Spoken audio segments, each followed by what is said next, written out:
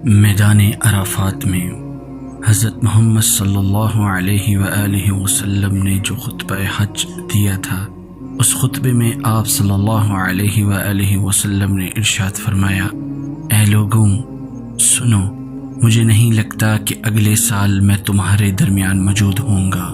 میری باتوں کو بہت غور سے سنو اور ان کو ان لوگوں تک پہنچاؤ جو یہاں نہیں پہنچ سکے۔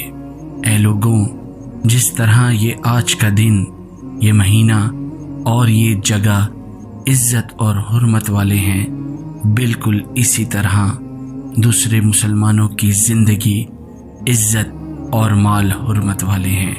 لوگوں کے مال اور امانتیں ان کو واپس کرو، کسی کو تنگ نہ کرو، کسی کا نقصان نہ کرو، تاکہ تم بھی محفوظ رہو۔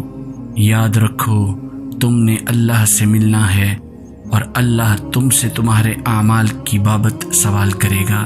اللہ نے سود کو ختم کر دیا، اس لیے آج سے سارا سود ختم کر دو۔ تم عورتوں پر حق رکھتے ہو اور وہ تم پر حق رکھتی ہیں۔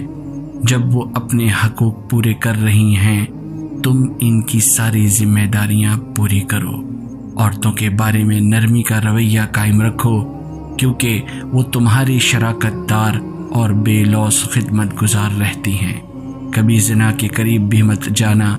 اے لوگوں، میری بات غور سے سنو، صرف اللہ کی عبادت کرو، 5 فرض نمازیں پوری رکھو، رمضان کے روزے رکھو اور زکوٰۃ ادا کرتے رہو۔ اگر استطاعت ہو تو حج کرو۔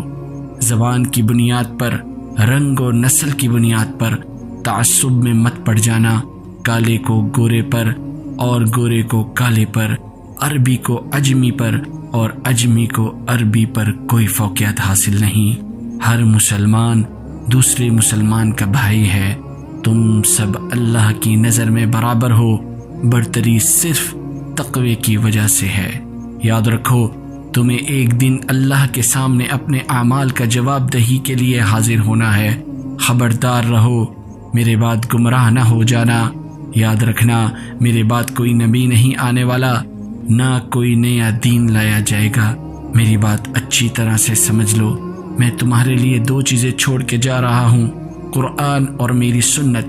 اگر تم نے ان کی پیروی کی تو کبھی گمراہ نہیں ہوگے۔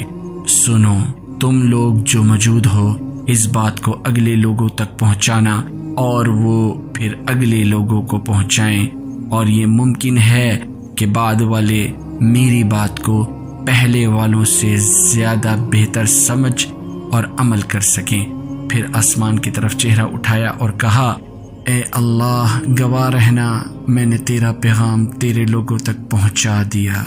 اللہ تعالی ہمیں ان لوگوں میں شامل کرے جو اس پیغام کو سنیں، پڑھیں اور اس پر عمل کرنے والے بنے اور اس کو آگے پھیلانے والے بنے۔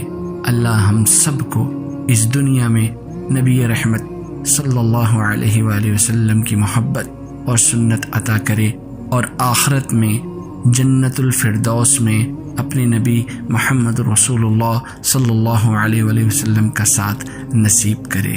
آمین۔